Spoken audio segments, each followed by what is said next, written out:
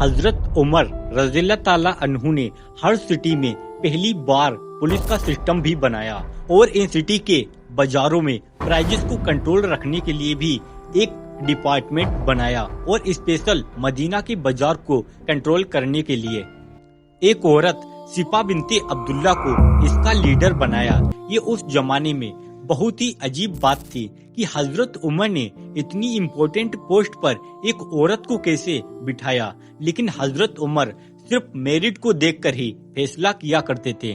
یہ سب تو وہ کام تھے جو حضرت عمر رضی اللہ تعالیٰ عنہ نے سول ایڈمنسٹریشن میں کیے تھے، لیکن ان سب کے علاوہ انہوں نے مسلمانوں کی آرمی کو بھی چینج کرنا شروع کیا۔ مطلب اس سے پہلے جب حضرت ابو بکر رضی اللہ تعالیٰ عنہ کے دور میں مسلمانوں کی آرمی اور جنرل سارے فیصلے خود ہی کیا کرتے تھے، اور حضرت ابو بکر رضی اللہ تعالیٰ عنہ نے یہ انہیں کرنے کی اجازت بھی دی تھی، کیونکہ اس زمانے میں کوئی انٹرنیٹ نہیں تھا، تو اگر ہر ڈیسیجن سے پہلے مدینہ سے پوچھا جاتا تو اس سے مسلمانوں کی فوج کی اسپیڈ بہت کم ہو جاتی۔ لیکن حضرت عمر مسلمانوں کی فوج کی اسپیڈ سے زیادہ اسلام کی فکر تھی،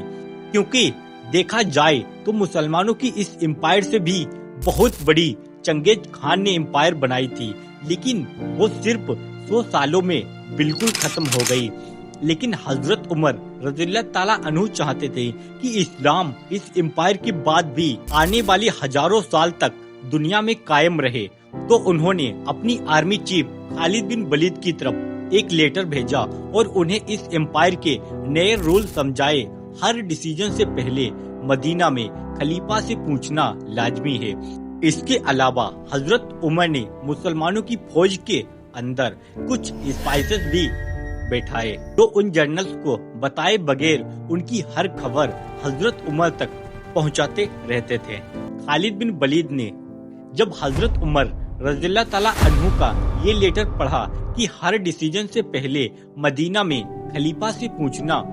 پڑے گا، تو انہوں نے یہ حکم ماننے سے انکار کر دیا۔ اس لیے نہیں کہ وہ اپنے آپ کو بہت بڑا سمجھتے تھے، بلکہ اس لیے کیونکہ ایسا کرنے سے مسلمانوں کی فوج کی اسپیڈ بہت سلو ہو جاتی، اور سلو اسپیڈ کے ساتھ آگے بڑھنا خالد بن ولید کا اسٹائل نہیں تھا۔ حضرت عمر نے دوبارہ خالد بن ولید کی طرف ایک دوسرا لیٹر بھیجا کہ تم صرف اسی شرط پر مسلمانوں کے آرمی چیف رہو گے اگر ان آرڈرز کو مان لو۔ اگین خالد بن ولید نے ایسا کرنے سے انکار کر دیا اور کہا کہ جب پہلے خلیفہ ابو بکر مجھ سے نہیں پوچھتے تھے تو آپ مجھ سے کیوں پوچھ رہے ہو؟ ناؤ ابن حجر اسقلانی کی کتاب اور کچھ باقی کتابوں میں ایک بہت ہی انٹرسٹنگ واقعہ لکھا ہے کہ ایک دن خالد بن ولید ایک محفل میں بیٹھے ہوئے تھے جہاں ایک شاعر نے بہت ہی زبردست عرض پڑھے، تو خالد بن ولید نے خوش ہو کر اسے اس زمانے کی کرنسی کے مطابق 10,000 کوئن دیے۔ لیکن جب خالد بن ولید نے ایسا کیا، اسی وقت وہاں پہ وہ اسپائی بھی بیٹھا ہوا تھا، اور یہ خالد بن ولید نے چھپ کے نہیں کیا تھا بلکہ سب کے سامنے کیا تھا، اس لیے وہاں پر بیٹھے حضرت عمر کے اسپائی نے یہ سب دیکھ لیا اور سیدھا اس سب کی رپورٹنگ حضرت عمر رضی اللہ تعالیٰ عنہ کے پاس بھیجی۔ خالد بن ولید کی اس حرکت پر حضرت عمر بہت ناراض ہوئے اور سیدھا ایک لیٹر مسلمانوں کے دوسرے خلیفہ ابو عبیدہ ابن جرہ کی طرف بھیجا۔ اس میں انہوں نے لکھا تھا کہ اگر خالد بن ولید نے یہ پیسہ اس شاعر کو اپنی جیب سے دیے ہیں تو یہ فضول خرچی ہے، اور اگر یہ پیسہ انہوں نے مسلمانوں کے بیت المال سے دیے ہیں تو یہ اس نے خیانت کی ہے، تو خالد بن ولید کو ان کی پوزیشن آرمی چیف کے عہدے سے ہٹایا جائے۔ اور آگے لکھا کہ آج سے تم ابو عبیدہ ابن جرہ مسلمانوں کی فوج کے آرمی چیف ہوں گے۔ اور لیکن حضرت عمر نے خالد بن ولید کو مسلمانوں کی فوج سے ہٹایا نہیں بلکہ ایک رینک نیچے کر دیا، اور اس کے بعد بھی وہ فوج کے بہت بڑے جنرل تھے، مطلب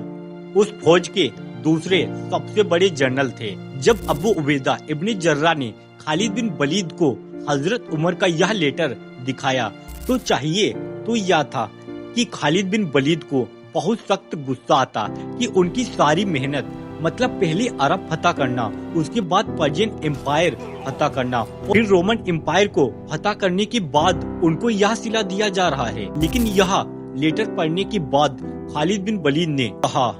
हमने सुना, हमने इताअत की, और बगैर किसी गुस्से या नाराजगी दिखाने के उन्होंने अबू उबैदा से कहा कि आज से मैं आपका यानी आर्मी चीफ अबू उबैदा इब्ने जर्रा का राइट हैंड बनकर रहूंगा। इससे आज हम बहुत ही एक नॉर्मल बात समझते हैं, क्योंकि वो एक सहाबी थे, ऑफ कोर्स उन्हें ऐसा ही करना था। लेकिन अगर हम दुनिया के सारे बड़े जर्नल्स की हिस्ट्री उठाकर देखें तो ऐसा तारीख में कहीं भी नहीं हुआ। हिस्ट्री में जब भी किसी लीडर ने अपनी इतनी ताकतवर जर्नल को हटाने की कोशिश की तो उस जर्नल ने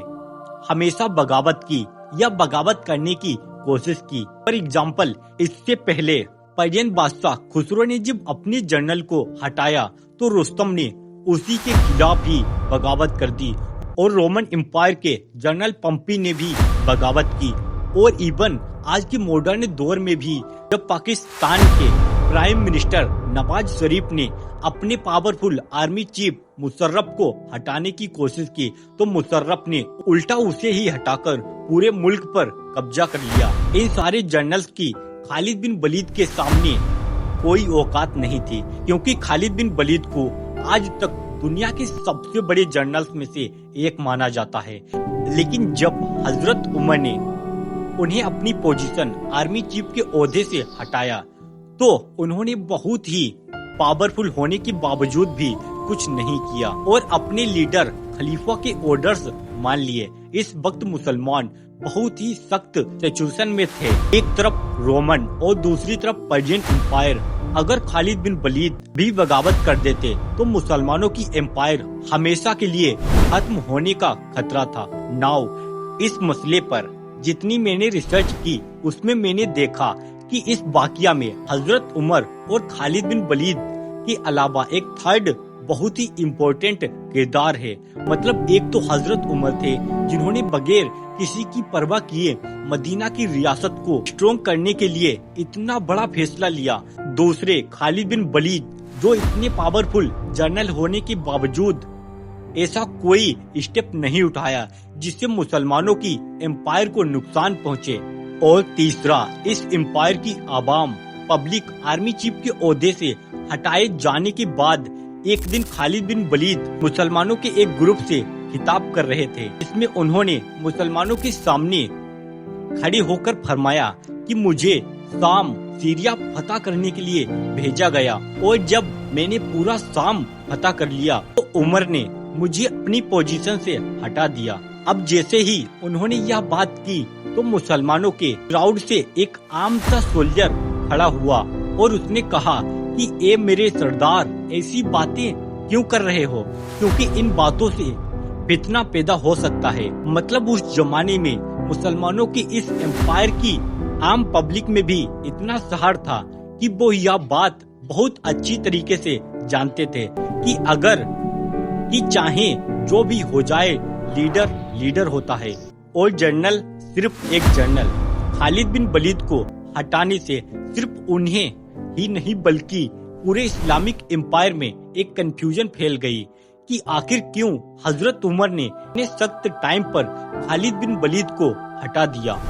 जिससे आहिस्ता आहिस्ता लोगों में बहुत सारी अफवाहें फैलने लगी और लोग अजीब अजीब बात करने लगे। फॉर एग्जाम्पल, कुछ लोगों ने कहा कि हो सकता है कि खालिद बिन वलीद और हजरत उमर के दरमियान पुरानी कोई पर्सनल लड़ाई हो, इसलिए हजरत उमर ने उन्हें हटा दिया। और कुछ लोगों में यहाँ तक कहा कि हो सकता है कि खालिद बिन वलीद ने कोई करप्शन किया हो। लेकिन अगेन हजरत उमर के जासूसों का नेटवर्क बहुत स्ट्रॉन्ग था कि उन्हें अफवाहों के इस कंफ्यूजन का पहले ही पता चल गया। तो हजरत उमर ने मुसलमानों की मदीना के मस्जिद नबवी में जमा होने का हुक्म दिया और फिर सबके सामने खड़े होकर उन्होंने क्लियरली बता दिया, मैंने उमर बिन खत्ताब ने अपनी आर्मी चीफ खालिद बिन वलीद को किसी पर्सनल या करप्शन की वजह से नहीं हटाया। बल्कि सिर्फ इसलिए क्योंकि खालिद बिन वलीद की जबरदस्त फतवात की वजह से लोग अल्लाह के बजाय खालिद बिन वलीद पर ट्रस्ट करने लगे थे। और मैं सारे मुसलमानों को यह दिखाना चाहता हूँ कि किसी भी जंग में जीत सिर्फ और सिर्फ अल्लाह की तरफ से आती है, किसी इंसान की तरफ से नहीं। और फिर यह सारी बातें उन्होंने लेटर्स में भी लिखी और फिर इन लेटर्स को हर सूबे के गवर्नर्स तक पहुंचा दिया ताकि खालिद बिन वलीद की किरदार पर कोई मुसलमान उंगली न उठा सके। और इस वाकया के बाद उन्होंने खालिद बिन वलीद की बेबा बहन के साथ शादी भी की, जिससे क्लियरली यह बात पता चलती है कि हजरत उमर और खालिद बिन वलीद के दरमियान इस वाकये के बाद कोई कंफ्यूजन नहीं थी। लोगों ने हजरत उमर रज़ियल्लाहु ताला अन्हु की बात सुनकर मान तो ले, लेकिन जब हजरत उमर के सामने बहुत बड़ा चैलेंज था कि अब उन्हें नेक्स्ट हर जंग जीतना लाजमी था,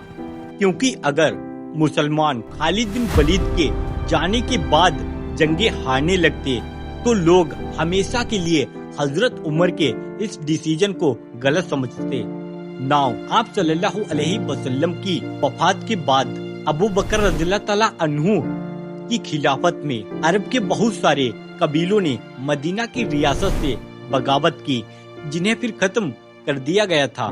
जंगों में बहुत सारे लोगों को गिरफ्तार करके कैदी बनाया गया था, लेकिन जब हजरत उमर रज़ियल्लाहु ताला अन्हु खलीफा बने तो उन्होंने इन सारे कैदियों को रिहा करने का हुक्म दिया और सबके लिए एक माफी का ऐलान कर दिया, जिससे पूरे अरब में उनकी पॉपुलैरिटी बहुत ही ज्यादा बढ़ गई और लोग हजरत उमर की इस रहम दिली से इतना खुश हुए कि उन्होंने आकर इस्लाम कबूल कर लिया और फिर अपनी मर्जी से मुसलमानों की फौज में शामिल हो गए। उन लोगों में एक शख्स लेहा भी था। यह वो शख्स था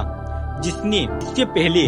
अबू बकर रज़ियल्लाहु ताला अन्हु के दौर में पैगंबर होने का झूठा दावा किया था, लेकिन जब वो हजरत उमर रज़ियल्लाहु ताला अन्हु के पास गया तो हजरत उमर ने उन्हें फिर माफ कर दिया और वह भी मुसलमानों की फौज में शामिल हो गए। हजरत उमर के इस सख्त और जबरदस्त डिसीजन के बाद अरब के लोग उनसे इतना खुश थे कि वह पुरानी सारी दुश्मनी छोड़कर मुसलमानों के साथ शामिल हो गए। और पहली बार ऐसा भी हुआ कि क्रिश्चियन भी आकर पर्शियन एम्पायर के खिलाफ मुसलमानों के साथ देने की कसम खाई।